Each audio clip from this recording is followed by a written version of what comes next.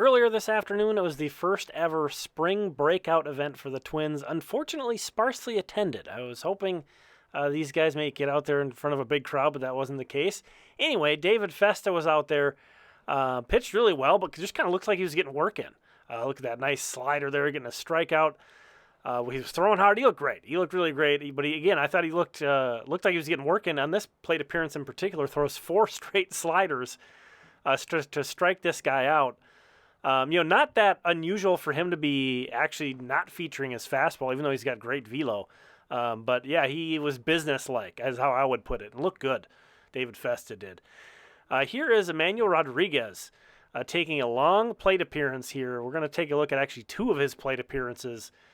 Again, taking some pitches around the fringes, getting ahead in the count, and then it kind of takes a bigger hack on 3-1. Full count here, 2 outs.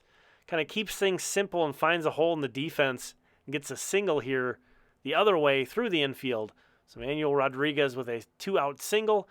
He would also go on to steal second base. Unfortunately, Walker Jenkins was not in this game. He has a bit of a strained quad, so he's been sitting out, not participating in full drills, so he couldn't play in this game. So Emmanuel Rodriguez and Brooks Lee were the big guys. Charlee Soto was kind of the key guy to me, though. You see he had a big family section looking on, recording. This was really his first game, technically, with the Twins organization.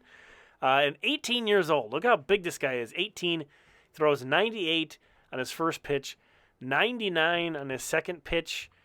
My goodness, both of those missed the zone, though, which was a theme of him for this game. But his third pitch, 98, also misses the zone. He gives up some base runners. They got to go out and talk to him a little bit. I think he's a little juiced up. But, again, 18 years old with these big thighs and broad shoulders. This guy's definitely going to have a build to shoulder a load. But, he fought back in this at-bat against Trey Morgan. I was really hoping he would finish this off, though. He's behind in the count 2-0, evens it up, ends up walking him, though. Trey Morgan, a really polished professional approach hitter, a guy who played for LSU and was amazing against Soto, who's really never pitched against professionals before. So was hoping he'd get it done, but he got taken out. Juan Mendez also hit 99, you saw there. In the third inning, the Twins did most of their damage here. This is Tanner Schobel getting a seeing eye single to lead things off. Austin Martin, this isn't technically a barrel as the stat, but gets the barrel on the ball here and just shoots it through the infield. Emmanuel Rodriguez comes up again with the bases loaded, facing a tough lefty. And the strategy here. They're just going to try to get him to chase some sliders away. He did on that one. Couldn't hold up on that one. Holds back on this one. Works another nice long plate appearance. That was a great pitch for that second strike, but they cannot get Emmanuel Rodriguez to chase. Fights off a slider in the zone there, and then draws a bases-loaded walk. So he is on top of his game already, seeing the ball extremely well. Gabriel Gonzalez, the guy who came over in the Jorge Polanco trade from the Mariners, came up next with the bases still loaded. Got a nice well-hit ball into the outfield. Double that scores 2 runs. So Gabriel Gonzalez, great to see him out there and healthy and playing, looking good. Guy who's got a lot of power. Junior Severino with a very Austin Martin-esque swing there to keep it going. Then all the way back to Tanner Schobel, who gets another seeing eye single in this same inning to put the Twins in the lead, scoring Gonzalez. And you see here Pat Winkle with a sacrifice fly.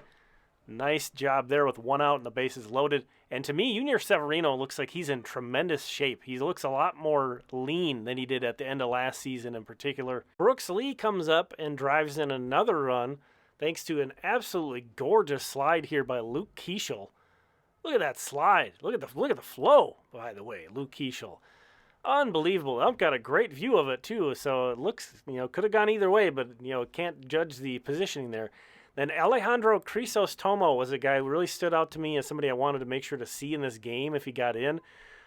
You didn't throw a ton, but this guy's got a really funkiness to him. There was a 96-mile-per-hour fastball. He's just long. I imagine it's tough to pick up the ball against him. There he's getting a strikeout. Then just to take a look at some faces we haven't really seen a ton, Brandon Winokur got out there playing center field. Young guy that they drafted out of high school from last year, incredibly athletic, plays some center and some shortstop. I think he's up to 6'6" now. He gets struck out. Askew pitching here is like a 24-year-old who's been in Double-A, so just kind of eating these 18-year-old guys alive. Here's Jose Rodriguez, Another 18-year-old, like speaking of Charlee Soto, this guy's also like, very well put together. Big legs, big broad shoulders, ton of power for an 18-year-old. Look at that violent swing of Jose Rodriguez. Yeah, I like the look of that. Again, Askew, the pro, strikes out both those young guys.